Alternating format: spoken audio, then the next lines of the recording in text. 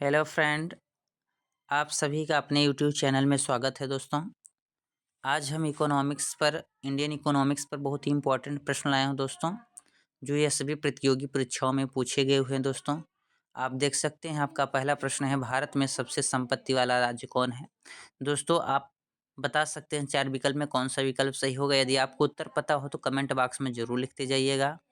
यह हमारा वीडियो अगर आपको पसंद आए दोस्तों तो आप लाइक, सब्सक्राइब और शेयर ज़रूर करिएगा। तो आपका पहला ऑप्शन है तमिलनाडु, दूसरा है महाराष्ट्र, तीसरा है केरल, चौथा है कर्नाटक। दोस्तों, इसमें पूछा गया है आपसे कि भारत में सबसे संपत्ति मतलब रुपए, पैसे, हाँ, संपत्ति वाला राज्य कौन सा है दोस्तों? पहला तमिलनाडु, दूसरा महाराष्ट्र, तीसरा केरल, चौथा कर्नाटक। तो आपका सही ऑप्शन बिल्कुल होगा महाराष्ट्र, यानी बी ऑप्शन देख सकते हैं, बिल्कुल करेक्ट सही जवाब होगा। भारत का सबसे संपत्ति वाला राज्य महाराष्ट्र को कहा जाता है। दूसरा नंबर प्रश्न है दोस्तों, भारत का कितना प्रतिशत आबादी कृषि उद्योग पर निर्भर थे? भारत में ऐसा कितना परसेंट आबादी क्षेत्र है जो कृषि उद्योग पर निर्भर है? वो आपका 60% है, या 70% है, या 58.9% है, या अन्य है दोस्तों। तो हमारी समझ से आपका सी विकल्प बिल्कुल करेक्ट सही जवाब होगा।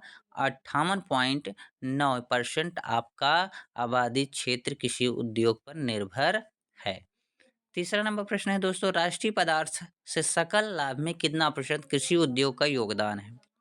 तो आपका 17.5%, दूसरा है 17.9%, तीसरा है 20%, चौथा है अन्य परसेंट। तो इसमें आपको सही रूप से कि पूछ रहा है कि राष्ट्रीय पदार्थ से सकल लाभ में कितनी परसेंट कृषि उद्योग का योगदान है। तो दोस्तों, आप बता सकते हैं कि 17.5% ऐसा है जो सकल लाभ में कृषि उद्योग का योगदान होता है। चौथा नंबर प्रश्न है दोस्तों, जीडीपी के आधार पर भारत का स्थान कौन सा है? 5वां नंबर पे है, तीसरे पे है, 7वें पे है, कि 13वें पे है दोस्तों? तो आप बता सकते हैं कि 7वें नंबर पर आपका जीडीपी के आधार पर भारत का 7वें नंबर स्थान पर आता है। 5वां नंबर प्रश्न है दोस्तों, ट्रिपल पी यानी इसकी पूरा नाम लिखा है आपके सामने, परचेजिंग पावर पैरिटी के आधार पर भारत का स्थान है चौथे नंबर पे दोस्तों है, या 9वें नंबर पे है, या 7वें नंबर पे है, या तीसरे नंबर पे है? तो आप बता सकते हैं कि जो आपका ट्रिपल पी यानी परचेजिंग पावर पर पैरिटी है, आपका ये तीसरे नंबर पर भारत का स्थान में आता है दोस्तों, जो डी आपका बिल्कुल करेक्ट सही जवाब होगा। 6 नंबर प्रश्न है, जीडीपी का कैपिटा के आधार पर सबसे पहले स्थान पर कौन सा देश है दोस्तों? पहला है लक्ज लक्जमबर्ग, दूसरा है संयुक्त राज्य अमेरिका, तीसरा है कतर, चौथा है अन्य। तो दोस्तों, आप बता सकते हैं कि जो जीडीपी पर कैपिटा के आधार का सबसे पहला स्थान कतर को कहा जाता है, कतर देश को बोला जाता है, जो इसमें सी विकल्प बिल्कुल आपका सही जवाब होगा। 7वां नंबर प्रश्न है, भारत में उच्चतम मानव विकास सूचकांक यानी एचडीआई किस राज्य में है दोस्तों? आप बता सकते हैं कि उच्चतम मानव विकास सूचकांक किस राज्य में है? गुजरात में है, या केरल में है, या तमिलनाडु में है, या महाराष्ट्र में है? इन 4 विकल्पों में दोस्तों आपका कौन सा विकल्प सही है? बिल्कुल सही ऑप्शन होगा, बी करेक्ट होगा, केरल में है। यह केरल राज्य में है जो उच्चतम मानव विकास का सूचकांक बोला जाता है। 8वां नंबर प्रश्न है दोस्तों, निम्न में कौन से देश में मिश्रित अर्थव्यवस्था है? तो मिश्रित अर्थव्यवस्था आपका अमेरिका है, या भारत है, या चीन है, या रूस है दोस्तों? तो देश में मिश्रित अर्थव्यवस्था आपका भारत को बोला जाता है, जो भी बिल्कुल करेक्ट है, सही जवाब होगा। 9 नंबर प्रश्न है आपका, आर्थिक क्रियाओं को उद्देश्य होता है दोनों, यानी आपको इसमें कौन सा है? जीविकोपार्जन, मनोरंजन, ए और बी, चौथा कह रहा है कि इनमें से कोई नहीं। दोस्तों, इसमें आपको ये बताना है कि जो आर्थिक क्रिया है उसका उद्देश्य क्या होता है? उसका उद्देश्य हमारा जीविकोपार्जन होता है, जो ए बिल्कुल करेक्ट सही जवाब होगा।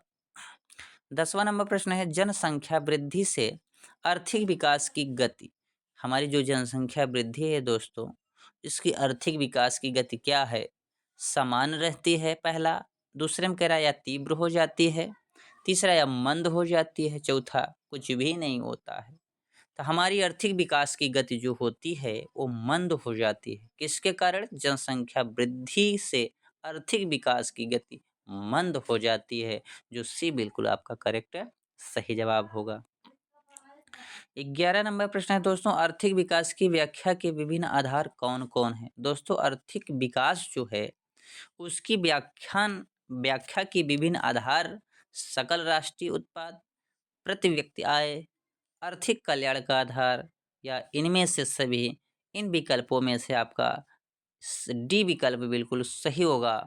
देखिए दोस्तों, आर्थिक विकास की जो व्याख्या है उनकी विभिन्न आधार यानी विभिन्न प्रकार के रूप होते हैं। जैसे आर्थिक विकास के लिए हमें सकल राष्ट्रीय उत्पाद की भी आवश्यकता होती है, प्रति व्यक्तियों की आय की आवश्यकता भी होती है, आर्थिक कल्याण के आधार का भी आवश्यकता होती है। इसलिए इसमें डी ऑप्शन होगा कि इनमें से सभी तीनों विकल्प आपके मिल जाते हैं, इसलिए इसका डी विकल्प बिल्कुल सही ऑप्शन होगा।